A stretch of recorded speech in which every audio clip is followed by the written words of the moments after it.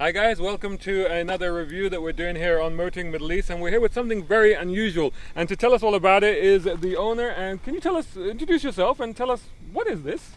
Hi, I'm Salman, and this is my electric car. It's a Renault Zoe. Electric? Did you say electric?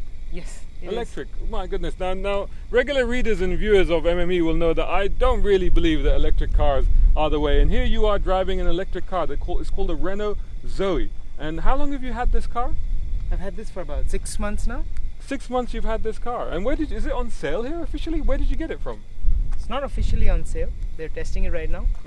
I got one of these off a Diva reader who had gotten it as a gift. Right. And I bought it off him. Okay. I'm supposed to be the first official buyer for one of these cars. So are there many of these running around in private hands, or are you the only one that's running this as a consumer? There's supposed to be 2 others that they've got. Yeah. But most of the others, there are about 40 of them. So there's 40 of these here in the UAE? There's 40 of them. them. I've never seen these before. That's incredible. And they're being run by Diva, are they? That's right. Yeah, I think they're piloting them. And this is a full electric car. It's not hybrid. It's full electric car. That's right. It runs 100% electric. So you have to plug it in. So how does this? Can we have a look at it? Is there an engine in here or what? What is this? No, there's no engine in here. No. Let's open this up. Yeah.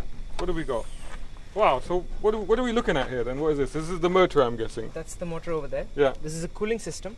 This is the cooling system here. That's right. And then this is the 12-volt battery. It's an auxiliary for running the headlights and all those things. So that's a sort of regular battery that you would have in a normal car. Absolutely. Right. Absolutely. And does it have a radiator, or is it just this cooling system? The radiator is just for the AC and the heater. But other than that, it doesn't really need any. Yeah. Okay. And where do you plug it in from? Where is it, around the back or something? The plug is right here in the front. Oh, right. Right behind the logo. Let me open it for you. Oh, you can do it from the key. Yeah, that's wow. right. Yeah. Okay.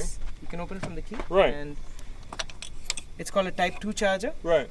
Takes electricity about 43 kilowatts, which gives you a charge in about, say, 50 minutes from a fast charger. 50 50 minutes. That's right. Yeah. And that will charge it completely? That will charge it completely. Yeah. In 50 minutes? Yes. Ah, okay. And then what do you normally do? So you take it home and you sort of plug it in where you live and stuff like that? That's right. I have a charger at home, and I just plug it in. Whenever I get home, I have one at work as well.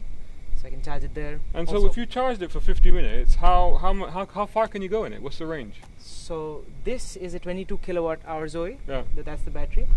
And that can take me about 120 to 150 kilometers, depending on how I drive. Yeah. So, I mean, we've 150 kilometers. So we've come out here in the desert. Are you a little bit worried right now? Because we're out in the desert. I don't see any charging points here. Owning one of these cars means that you have to be a little bit wary of where you take it. Right. But owning it for 6 months now, I kind of figured out where the charges are. And this is your actual daily car. This is not like a spare car. This is the car that you use. This is the car. And you used it as your daily car for 6 months. That's right. And how many kilometers have you put on it? In 6 months, I've done about 20,000 kilometers. 20,000 kilometers in 6 months on this car? Yes. And have you ever run out of electricity then? I was close to running out. Are there enough charging points in Dubai? Because they're not on my radar at all. In Dubai, there's supposed to be about 100 chargers that Diva's put up. I've got a card that allows me access to those chargers, and I pay a bill just like a normal Diva user would. There's a couple in Abu Dhabi, and Fujairah has opened one just recently. So has Ras Al Khaimah. Those are free. And how do you pay for these? Is it like on contract? Is it through your Diva bill, or is it directly at the pump, or how does it work? The Diva ones are paid, and the card is basically an account, and I do pay it up every month. Right. Okay. So it's quite a cute little hatchback, really, isn't it? I mean, how many people can you get into this thing? I've got about 4 people comfortably into this. And no issues with space and stuff? Not so far. I think the back can be a little bit cramped, but the front is quite alright. But the thing is, the batteries that actually run this car, where are they in the car? Because they're not in the front, obviously, are they? The main traction battery, the 400-volt battery, it's right at the bottom on the floor over here. Okay, so if we open this door, then we should be able to... Oh no, actually it's a normal floor in the car. So are you saying that they're literally sandwiched into this little area here? That's right. Oh wow. But otherwise, that's quite a nice interior. It feels quite spacious and airy. I love this design of the dashboard. It's all very white and very modern, very French sort of thing. It's very, very nice actually. And look at this. This door handle, which is hidden into the door itself, has a little thumbprint. So that tells you, do that and you open it. That's kind of cute. Nice little touches. I like these sort of things.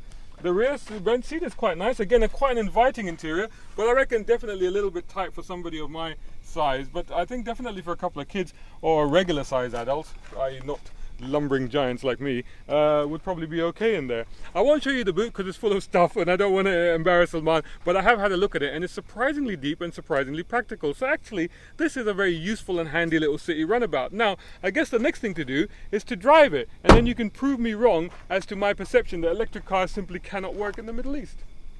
So here we are now inside the Renault Zoe.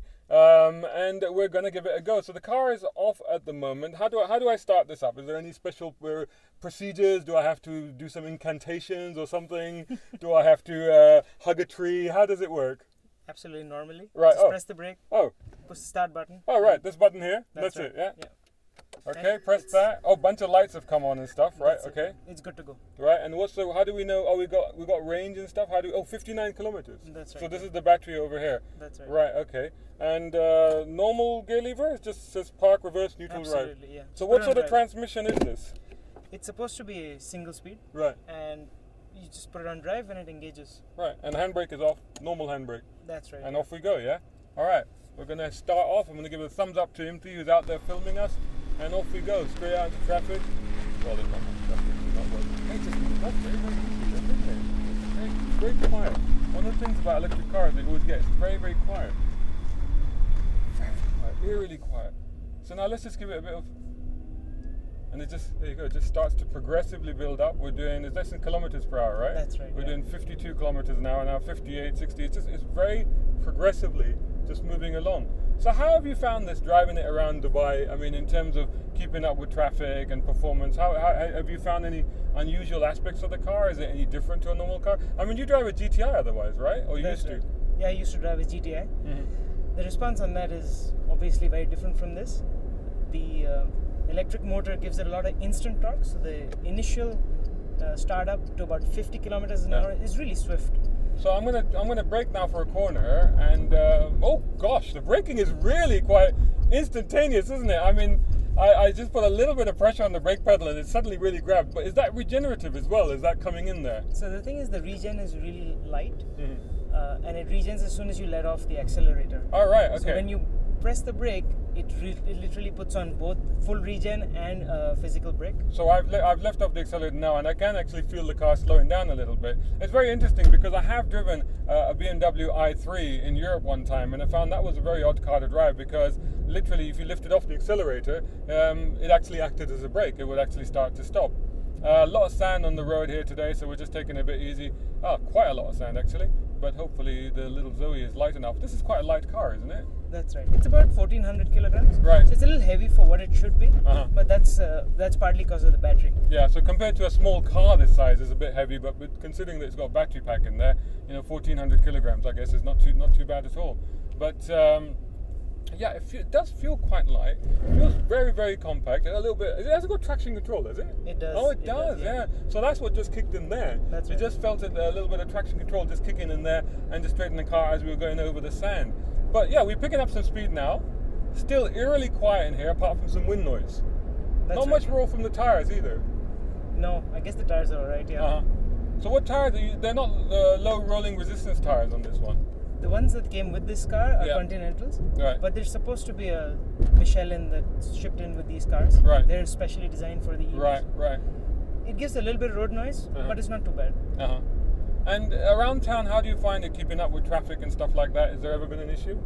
Within traffic, it's quite good, and it's because you expend a lot less energy in one of these. Your driving range can increase progressively more than the 150 kilometers that it states. With highway driving, you have it a little bit less. You could get 100, 120 kilometers of range. Keeping up to traffic, this thing has a maximum speed of 140. 140, so that's not bad. No, that's not bad. Yeah. It keeps up with the So traffic. that's pretty much the legal limit, essentially, That's isn't it? right, yeah. So But there's no shortcomings there, really. No.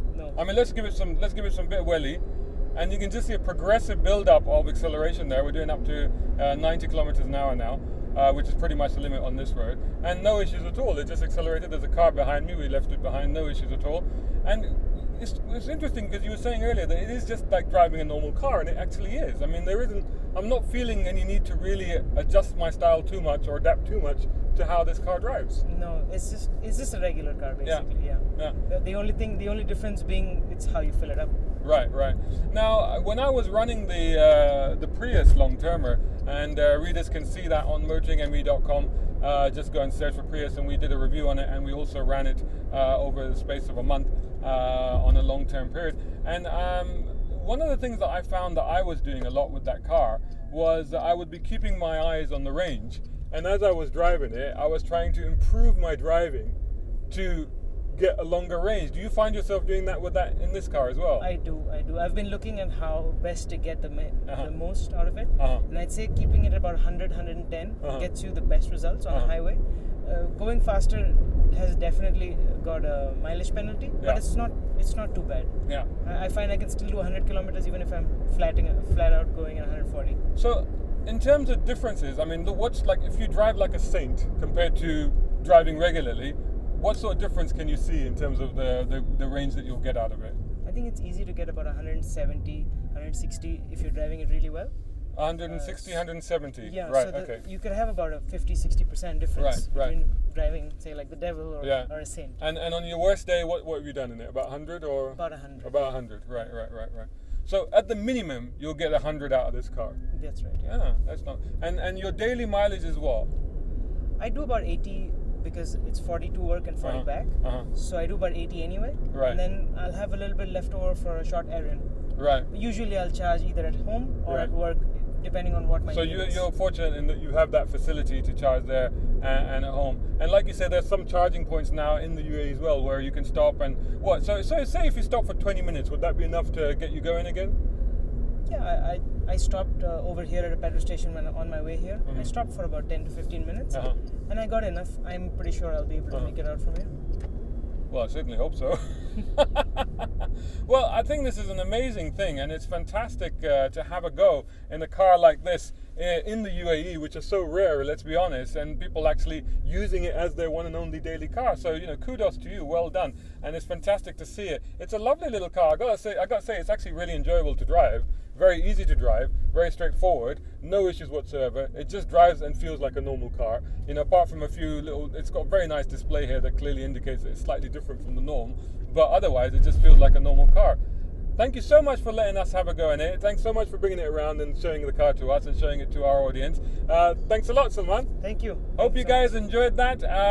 If you did, please like, share and subscribe the video if you're watching it on YouTube. You can also find us on lots of other channels, of course, as I mentioned earlier, our website, which is motoringme.com, and of course check us out on social media on Facebook, Instagram and Twitter. Just search for Motoring Middle East and you'll find us there. You can also follow me on my various channels. Instagram, just search for Shahzad Sheikh and you can find me there. Thanks so much for watching this video, and until the next one, it's bye from me and bye from Salman.